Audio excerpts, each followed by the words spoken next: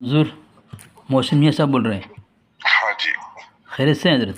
جی جی سب خیر. جی قرآن پاک میں جو ایک آیت ہے وقاسمہما انی لکما لمن الناصحین، جو قرآن پاک میں جو آیت ہے وقاسمہما انی لکما لمن الناصحین، شیطان نے قسم جو کھائی کہ میں تم دونوں کا خیر خواہ ہوں، جھوٹی قسم کھائی تھی نا اس نے.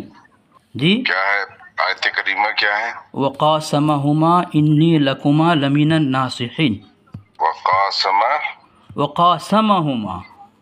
وقاسمہما ہاں انی لکما لمن الناصحین. لمن الناصحین. لکما کن دونوں سے کہا تھا؟ حابیل اور قابیل سے؟ نہیں آدم علیہ السلام سے اور حوا علیہ السلام سے.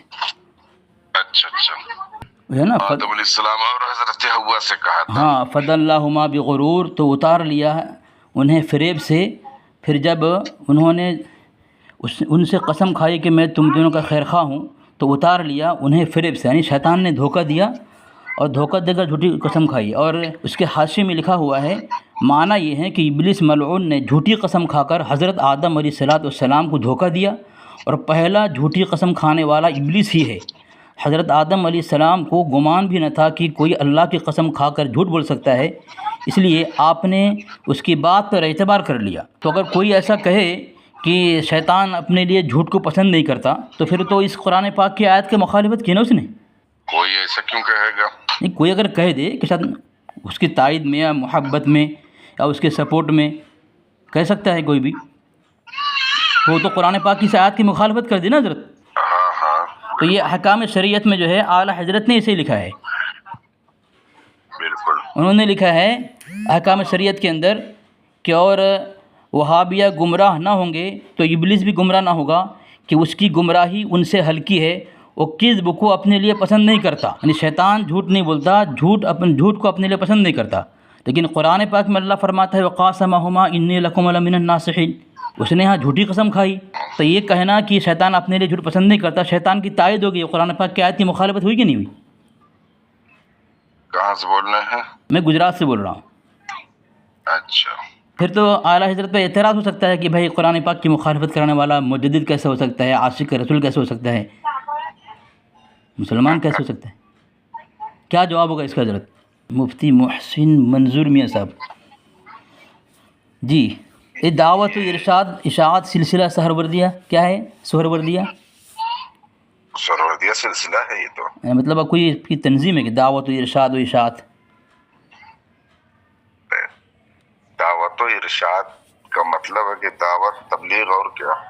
اچھا اشرفیہ کے آپ یہ ہیں استاد ہیں، سابق استاد شعبہ عالیہ الجامعہ اشرف، پہلے وہاں پہ کیوں پوچھ رہے ہیں؟ یہ لکھا ہوا ہے آپ کی اس میں لکھا ہوا ہے، اس لیے پوچھ رہا ہوں میں.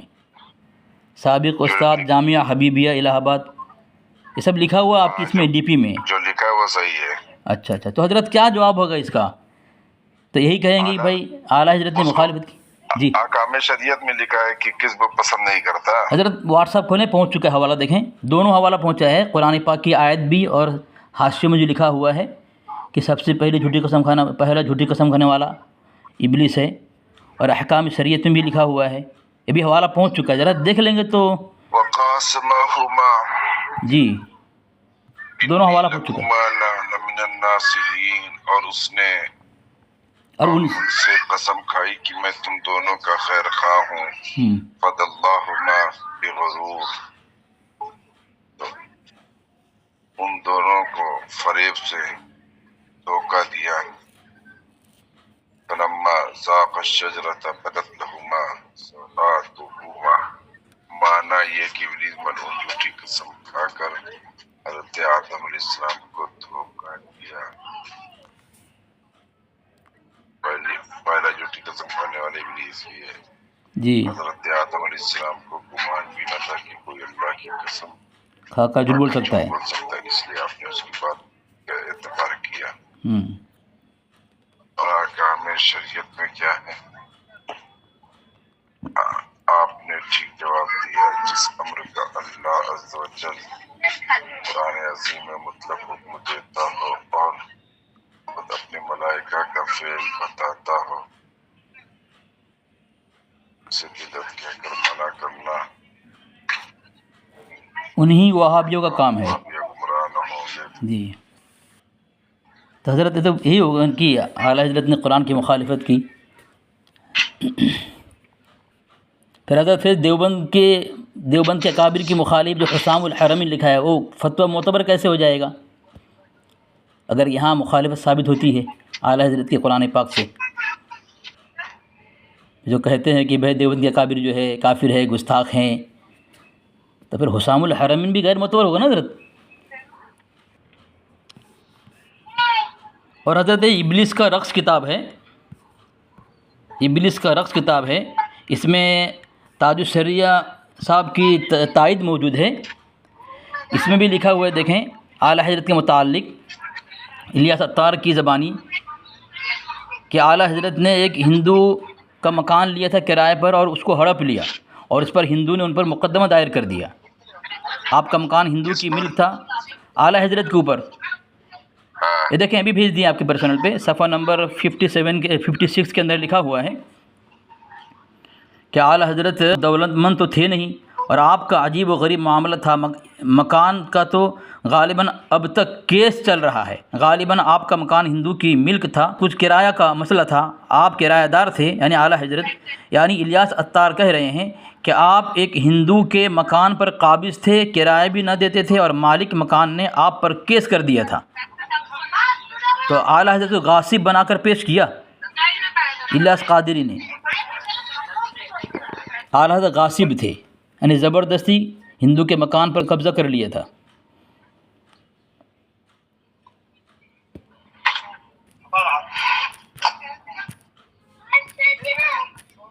کیا جواب حضرت؟ پھر دیوبند کے اکابر کو کافر کہہ سکتے ہیں حضرت حسام الحرمین کو معتبر مان کے؟ بہت دیر لگا رہے ہیں حضرت آپ. حضرت جواب دیں، کیا ہوا؟ کچھ تو بولیں. دونوں حوالہ دیا، ابھی تک بول نہیں رہے ہیں آپ. ارے اس کا اعلیٰ حضرت والے وہ تو زمیندار تھے. کون؟ اعلیٰ حضرت. لیکن تو حضرت مسئلہ کہ اعلیٰ حضرت کی کتاب ہی ثابت کر رہی ہے. 2 کتاب میں نے پیش کیا، احکام شریعت، اور یہ دونوں کتاب. ارے بھائی مسئلہ کیا ہے، کسی بھی آدمی کا لکھا ہوا ہے ضروری نہیں ہے کہ حرف آخر ہو جائے. ٹھیک ہے، اعلیٰ حضرت کا بھی، اعلیٰ حضرت کا فتویٰ بھی حرف آخر نہیں ہے. جی اس کا جواب میں آپ کو دوں گا. اچھا ٹھیک ہے. ابھی میں سفر میں ٹرین میں ہوں. ابھی بول رہے تھے بچہ پڑھا رہا ہوں میں. نہیں، بچے نہیں پڑھا رہا ہوں. آپ کو ٹرین کی آواز، بچوں کی آواز آ رہی ہوگی. بچے نہیں پڑھا رہا ہوں، ابھی میں سفر میں ہوں. اچھا ٹھیک ہے. اس کا جواب میں اس میں تھوڑا سا غور کرنا ہے. تعارض تو بہرحال ہے. ہاں تعارض ہے نا. جی تعارض تو ہم اس کو جو تھوڑا سا غور کریں گے. ٹھیک ہے نا. لیکن اب یہ ہے کہ اعلیٰ حضرت میں اور الیاس عطار قادری صاحب میں اب ضروری نہیں ہے کہ ان سے غلطیاں نہ ہوں. الیاس عطار قادری صاحب جو ہے کوئی وہ تو ہے نہیں کہ گناہ سے پاک ہوں. اعلیٰ حضرت سے بھی غلطی ہو سکتی ہے نا حضرت؟ کیوں نہیں ہو سکتی ہے؟ ٹھیک ہے، لیکن یہ اسی لیکن حضرت معصوم عن الخطا نہیں ہے. لیکن حضرت اسی احکام شریعت میں لکھا ہوا ہے اعلیٰ حضرت کے زبان و قلم سے نقطہ برابر خطا ہو اللہ تبارک و تعالیٰ نے اسے ناممکن کر دیا ہے. اسی احکام شریعت کے اندر ناممکن بنا دیا ہے. اسی احکام شریعت کے اندر ہے. چلیں دیکھتے ہیں ہم اس کو. جی بالکل پہنچ جاتے ہیں تو احکام شریعت سامنے لے آتے ہیں اس کو. ہاں بالکل. یہ لکھا ہے کہ اعلیٰ حضرت کی زبان و قلم کا یہ حال دیکھا کہ مولا تعالیٰ نے اپنی حفاظت میں لے لیا ہے اور زبان و قلم نقطہ برابر خطا کرے اس کو ناممکن فرما دیا. ذالک فضل اللہ یؤتیہ من یشاء. ایسا نہیں ہے جی. اب ایسا نہیں ہے کہ وہ نقطہ برابر خطا نہ ہو. جی ہے نا. ہاں بالکل صحیح. نقطہ برابر خطا نہ ہو. اب جیسے مثال کے طور پر جو ہے اعلیٰ حضرت کے فتح رضویہ میں مہاتما گاندھی کے جو ہے انہوں نے معنی بتایا عظیم روح. ہے نا. لیکن اعلیٰ حضرت اور ایک بڑے عالم دین ان کا انتقال ہو گیا ہے. کئی زبانوں کے ماہر تھے وہ. جی اور بہت بڑے عالم تھے. کہ تاج الشریعہ وغیرہ بھی ان سے رجوع کرتے تھے مسئلہ مسائل میں. اچھا ان کی زبان سے میں نے سنا کہ وہ اعلیٰ حضرت نے جو مہاتما گاندھی کا مطلب بتایا وہ صحیح نہیں ہے، اچھا اس لیے کہ کون سی حصے میں بتایا، کون سی جلد میں، ہاں کون سی جلد میں بتایا؟ اب جلد میں تو نہیں ہے لیکن ہے مطلب ہم کو دھیان نہیں ہے کون سی جلد میں ہے۔ تو جب ان سے ایسی خطا ہو سکتی ہے تو پھر فتاوی رضویہ میں بھی غلطی ہو سکتی ہے نا، فتوے میں جو دیوبند کے قابل۔ فتوے میں اب ہر چیز کا جو ہے وہ ہوتا ہے نا کہ اب یہ تھوڑی ہوتا ہے کہ آپ جو ہے ایک جگہ کہیں سے اگر کسی عالم سے لفزش ہو جائے تو سرے سے پوری جو ہے ہر پیراگراف پر لفزش کا جو ہے جھنڈا لگا دیں۔ نہیں، جب ایک جب کسی سے خطا ممکن ہے تو پھر ایسا فتویٰ جس پر من شک کا فی کفری، خطا ممکن کیوں نہیں ہے کون مانے گا؟ جی پھر من شک کا، فرشتوں کے علاوہ کس کے لیے جو خطا جو ہے بالکل صحیح کہا، بالکل صحیح کہا۔ پھر تو ایسے شخص کا فتویٰ ہو اور اس پر یہ مہر لگا دی جائے من شک کا فی کفری و عذابی فقط کفر، یہ بھی صحیح نہیں نا، اس میں بھی غلطی ممکن ہو سکتی ہے۔ پھر من شک کا فی کفری و عذابی فقط کفر، پھر السوار میں ہندی میں لکھ دیا ہے کہ اعلیٰ حضرت کا فتویٰ حسام الحرمین جو ہے لا ریب، حسام الحرمین کتاب لا ریب فی۔ دیکھیں جو حسام الحرمین کا معاملہ ہے، جی حسام الحرمین کا جو معاملہ ہے جی، تو اس معاملے میں حفظ الایمان، تحذیر الناس جیسی کتابیں جی ابھی بھی مارکیٹ میں موجود ہیں۔ ہاں بالکل ہے، اور انہوں نے جو باتیں کہی ہیں اس میں اور جن بنیاد پر کفر کا فتویٰ دیا گیا کوئی ایسے نہیں دے دیا گیا ہے نا، پہلے جو ہے ان سے رابطے کیے گئے، یا جو لوگ آج بھی جو ہے موجود ہیں ان کے ماننے جاننے والے، جی اشرف علی تھانوی یا قاسم نانوتوی کے، آج بھی کوئی تعویل قریب کرنے کے موڈ میں ہے ہی نہیں، اور کوئی تعویل قریب پیش بھی نہیں کر پا رہے ہیں۔ ایک یہ ہے شخصیت و افکار شیخ الاسلام محدث گھوٹوی، اور اس کو معتبر مانا عبدالحکیم شرف قادری نے تذکرہ قابل اہل سنت کے اندر، اور عبدالحکیم شرف قادری کی تائید حسام الحرمین موجود ہے۔ انہوں نے لکھا ہے کہ اسی کتاب کے صفحہ نمبر 309 کے اندر العدل کی فلاں تواریخ کی فائل لے آؤ، جب وہ لے آئے تو آپ نے مولانا تھانوی صاحب کا ایک مضمون ہمیں دکھایا جس میں انہوں نے اپنی عبارت سے رجوع اور توبہ کا اقرار کر لیا تھا، توبہ کا اقرار کیا تھا۔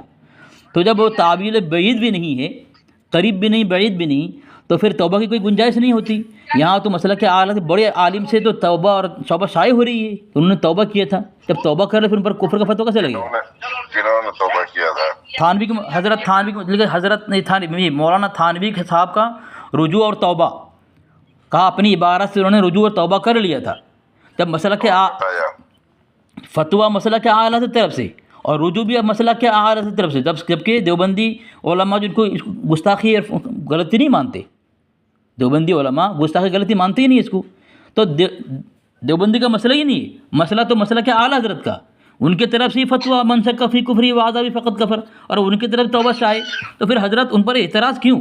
یہاں تک کہ یہ اور ایک کتاب ہے، یہ فاضل بریلوی علماء حجاز کے نظر میں پروفیسر مسعود صاحب لکھتے ہیں کہ اشرف علی تھانوی کا ادھر دھیان بھی نہیں گیا، البتہ اچھی تعویل کرنی چاہیے، حفظ الایمان کے متعلق اچھی تعویل کرنی چاہیے۔ اب بتائیں اس میں تعویل گنجائش ہے؟